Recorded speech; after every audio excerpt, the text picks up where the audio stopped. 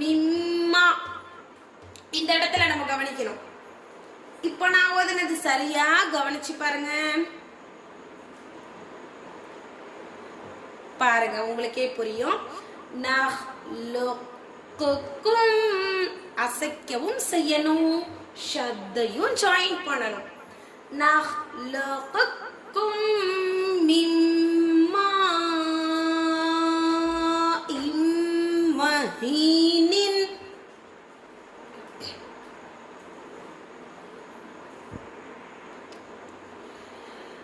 லில்லிம் மியஹ்மூமின்.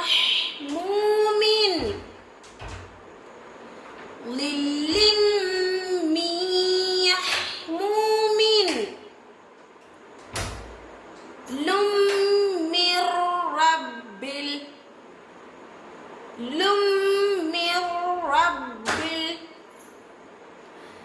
தன்சீலும் மிர் ரப்பில் ஆலமீன. எப்படி ஸ்லோ மோஷன்ல நல்லா ஓதுறங்கிறத நல்லா கவனிச்சு படிக்கணும், அதுதான் ரொம்ப முக்கியம். இங்க பாருங்க, நமக்கு இக்ஃபாவுடைய சட்டம் வந்திருக்கு. நூனே சாக்கினுக்கு பின்னால இக்ஃபாவுடைய 15 எழுத்துக்கள் ஒன்று ஜா வந்திருக்கு. நூனே சாக்கின் உள்ள நூனை மூக்கில் மறைத்து ஓத வேண்டும். தன்சீலும் மிர் ரப்பில் ஆலமீன. அவ்வளவுதான்.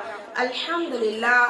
இப்ப ஷத்துடைய 4 வகை பயிற்சி பாடங்களை நம்ம ஃபுல்லா ஃபினிஷ் பண்ணியாச்சு. அடுத்து உங்களுக்கு குர்ஆன்ல வந்திருக்கக்கூடிய அலிஃப் லாம் மீம் இது போல பாடங்கள் தான் உங்களுக்கு வந்து கொடுத்துருப்பாங்க. நான் உங்களுக்கு எக்ஸாம்பிள் காட்டுறேன், ஸ்க்ரீன்ல ஜஸ்ட் நான் பார்த்துக்கோங்க. இது போல மத்து கலந்து கலந்து வந்திருக்கக்கூடிய மத்துடைய பெரிய மத்து, கடா மத்துன்னு சொல்றோம் இல்லையா, மத்தே முத்தசில், மத்தே முன்ஃபசில் சம்பந்தமான பாடங்கள் தான் உங்களுக்கு வரும்.